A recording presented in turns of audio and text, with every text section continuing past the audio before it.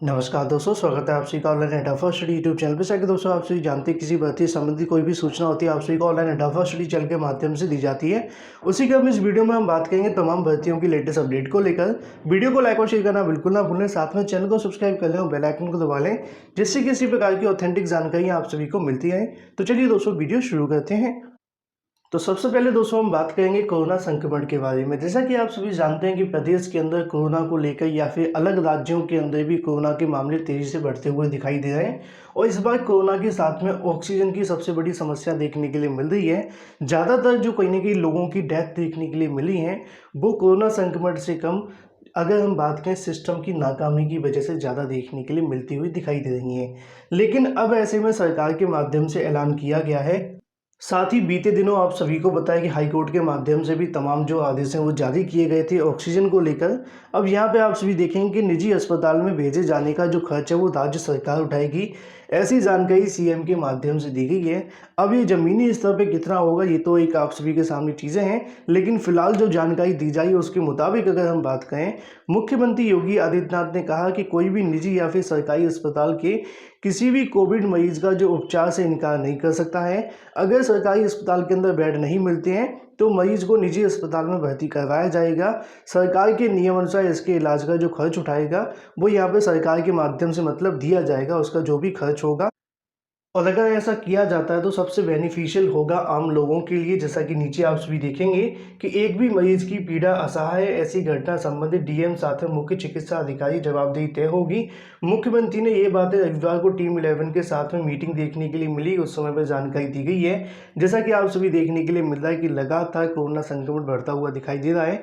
हालांकि अगर बात करें आंकड़ों के अंदर तो काफ़ी बदलाव भी देखने के लिए मिल रहे हैं। जितनी तेज़ी से संक्रमण बढ़ रहा है उतनी तेज़ी से लोग यहाँ पर ठीक भी हो रहे हैं। लेकिन अगर सिस्टम सही तरीके से फॉलो किया गया होता, पिछले साल के कुछ अनुभवों को ध्यान में रखा गया होता, तो इस बार इतनी समस्या नहीं भी होती। लेकिन जैसा कि आप सभी देख पाए कि दावत और सभाओं पर रोक लगाई गई है। साथ में अगर बात करें, कोविड अस्पतालों में नहीं मिल रही है जो आप सभी को इंजेक्शन है, उसको लेकर भी तमाम चीज़ें देखने के लिए मिल रही हैं।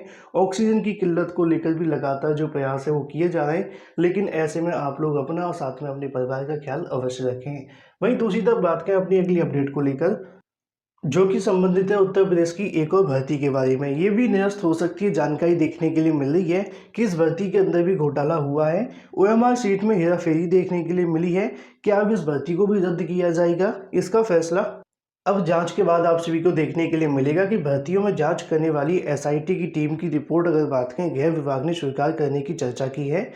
जानकारी के मुताबिक सहकारिता भर्ती घोटाले में जल्द केस करने की तैयारी देखने के लिए मिल रही है। सहकारिता विभाग की संस्थाओं में सपा शासन काल में नियमों की ताक पर रखकर भर्तियां करने वाले सेवा मंडल के तत्कालीन पदाधिकारियों तथा अफसरों के खिलाफ जल्द प्राथमिकी दर्ज की जा सकती है। इन भर्तियों की जांच करने वाली एसआईटी टीम की रिपोर्ट की अगर हम बात करें, गृह विभाग की बैठक में स्वीकार किए जाने के बाद में चर्चाएं की गई हैं और रिपोर्ट के आधार पर आरोपियों के खिलाफ जो एफआईआर करने के लिए शासन से कहीं की अनुमति मांगी गई है। उसी क्रम में जानकारी आप सभी को देखने के लिए मिल जाएगी इस भर्ती के बारे में। लेकिन उससे पहले आप सभी यहाँ पे देख सकते हैं कि ओएमआर सीट में हेराफेरी की गई थी, उसी को लेकर यहाँ जानकारी दी गई। कि सूत्र बताते हैं, सरकारी ग्राम विकास विभाग अगर बात करें, बैंक भंडारघर और साथ में निगम पीएसयू एवं पीसीएफ समेत 6 सहकारी संस्थाओं के करीब 2300 पदों पर जो भर्तियां वो की गई थी, बड़े पैमाने पर हेराफेरी देखने के लिए मिली। पुष्टि की गई एसआईटी की जांच सामने आई है। अनियमितताओं के लिए अगर हम बात करें, ओएमआर सीट बदलने साथ में आहता बदलने अधिकार नहीं है। उसी क्रम में नीचे जानकारी देखने के लिए मिल जाती है। अगर हम बात करें, फर्जी नियमावली बनाकर 1000 से अधिक भर्ती किए जाने का जिक्र भी किया गया है और भी तमाम चीज़ें आपको देखने के लिए मिल रही हैं। और अगर इन भर्तियों की बात करें, 5 से 9 साल पुरानी भर्तियां आपको देखने के लिए मिल रही, जो कि सपा के शासनकाल के अंदर देखने के लिए मिली थी। 2012 से लेकर 2017 के बीच की कई भर्तियां आप सभी को देखने के लिए मिली हैं और कई भर्तियों को इससे पहले निरस्त किया जा चुका है, अगर आपको याद होगा तो।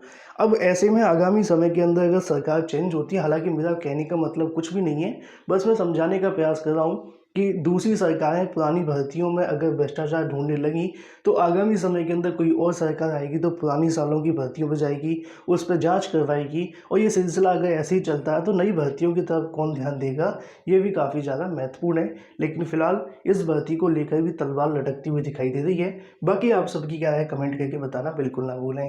वहीं दूसरी तरफ बात करें, अपनी अगली अपडेट को लेकर, जो कि संबंधित है 3,500 पदों पर नई शिक्षक भर्ती के बारे में। इसका जो विज्ञापन है वो जारी हो गया। जिन्होंने अभी तक आवेदन नहीं किया वो जल्दी से आवेदन कर सकते हैं।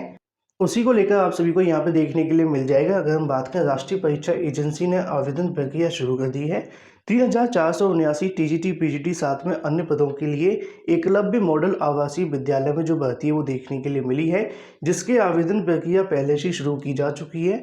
इसको लेकर डेडिकेटेड वीडियो भी मेरे माध्यम से बना दिया गया था, जिसमें आप सभी को देखने के लिए मिलेगा कि राष्ट्रीय परीक्षा एजेंसी ने जनजातीय कार्य मंत्रालय के अधीन national education society for tribal student की अगर हम बात करें, उनके लिए एकलव्य मॉडल आवासीय विद्यालय टीजीटी पीजीटी साथ में अन्य के कुल 3,479 पदों के लिए भर्ती के जो आवेदन प्रक्रिया है वो 1 अप्रैल से शुरू कर दी गई है। जिन्होंने अभी तक आवेदन नहीं किया वो जल्दी से जाके इस वेबसाइट पर आवेदन कर सकते हैं, जो कि आप सभी देख पा रहे हैं।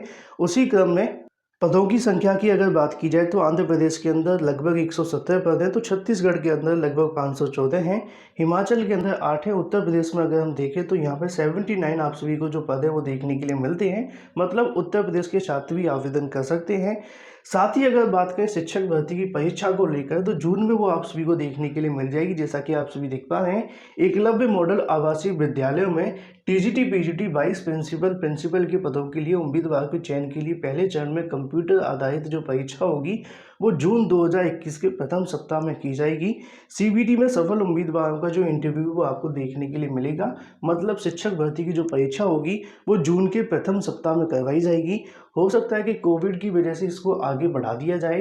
अपने तय समय पर ये परीक्षा होगी कि नहीं, इसको लेकर क्वेश्चन मार्क है, लेकिन फिलहाल मान के चलेंगे जून के प्रथम सप्ताह में परीक्षा संस्था के माध्यम से। वो तो बताया गया था कि आपकी जो परीक्षा है वो जून में ही होगी। बाकी निकट भविष्य के अंदर इसको लेकर जो भी जानकारी होगी आपको बता दी जाएगी। लेकिन फिर भी आप लोग अपनी तैयारी जून के हिसाब से ही रखें। जून में ही आपकी जो परीक्षा वो देखने के लिए मिलेगी, जो कि 3500 पदों पर नई शिक्षक भर्ती की होगी। इसके अलावा अगर बात करें अपनी अगली अपडेट को लेकर, यूपी सीईटी के बारे में, ये परीक्षा भी अब जून में करवाने की तैयारियां हैं। जैसा कि आप सभी को यहाँ पे देखने के लिए मिलेगा, यूपी सीईटी की नई प्रस्तावित तिथियों की अगर बात की जाए तो 15 जून आप सभी को देखने के लिए मिल जाती है। कोरोना और बोर्ड परीक्षा की वजह से बढ़ाई गई है तारीख। जैसा कि आप सभी देख पा रहे हैं कि प्रवेश परीक्षा में बायोटेक साथ में बीटेक एजी भी शामिल किए गए हैं। अभ्यर्थी अब 10 मई तक यहाँ पे जो आवेदन है वो कर सकते हैं।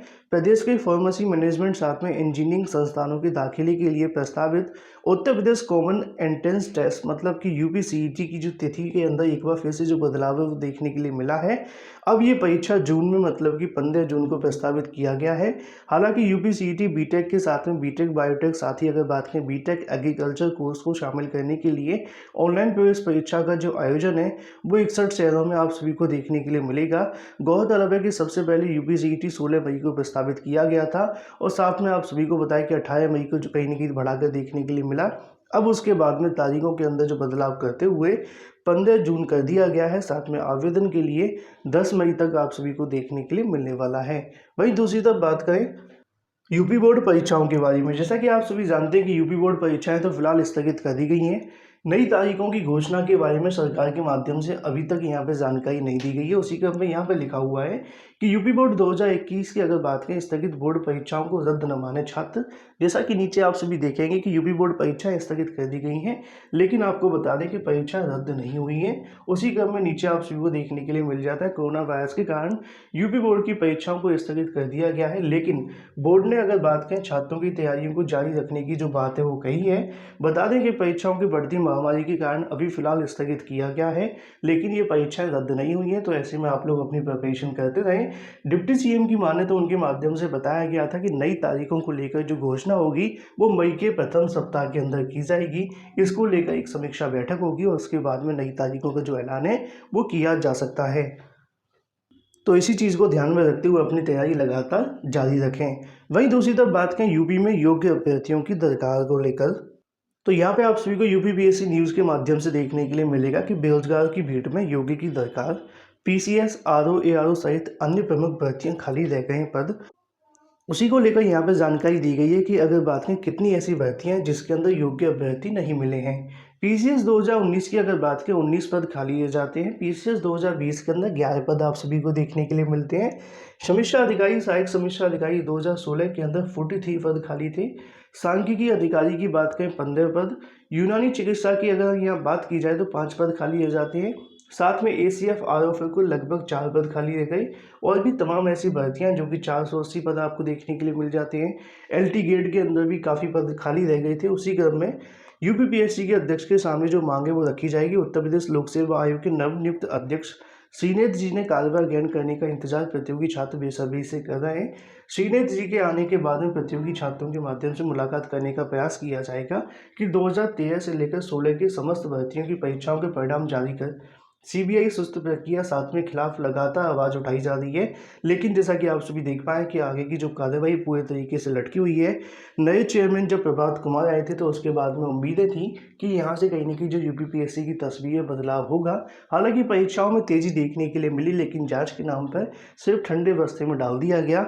अब ऐसे में जो नए अध्यक्ष आने वाले हैं उनको लेकर कहीं ना कहीं छात्रों के मन में तो बहुत सारे सवाल हैं कि शायद यूपीपीएससी में कोई बदलाव होगा, लेकिन अभी तक उनके माध्यम से कार्यवाही भी ग्रहण नहीं किया गया है। लगातार जो इंतजार है वो जारी है। और वहीं दूसरी तरफ हजारों की संख्या के अंदर आप सभी को चीज़ें देखने के लिए मिलती हैं कि कहीं ना कहीं छात्र इंटरव्यू में तो क्वालिफाई हो जाते हैं, लेकिन उसके बाद में यूपीपीएससी के माध्यम से एक एक दो या फिर 50-50 जो पद छोड़कर उनको बाहर निकाल दिया जाता है और खाली पदों की घोषणा कर दी जाती है। और यूपी का सबसे बड़ा अगर हम बात करें एक टैगलाइन कह सकते हैं कि योग्य अभ्यर्थी नहीं मिलना यूपीपीएससी के माध्यम से ही शुरू किया गया है। तो एक बार फिर से आप सभी के सामने देखने के लिए मिल जाता है कि 10,768 पदों पे जो भर्ती निकाली गई थी उसके अंदर भी आप सभी को बताया कि हज़ारों की संख्या के अंदर जो पद है वो खाली रह गए थे और जिनको नियुक्ति मिलनी चाहिए थी अभी तक यूपीपीएससी के माध्यम से नहीं दी गई है। तो ऐसे में ये थी दोस्तों तमाम लेटेस्ट अपडेट। वीडियो पसंद आया वीडियो को लाइक और शेयर करना बिल्कुल ना भूलें। फिलहाल इस वीडियो के माध्यम से इतना ही। Thank you for watching this video.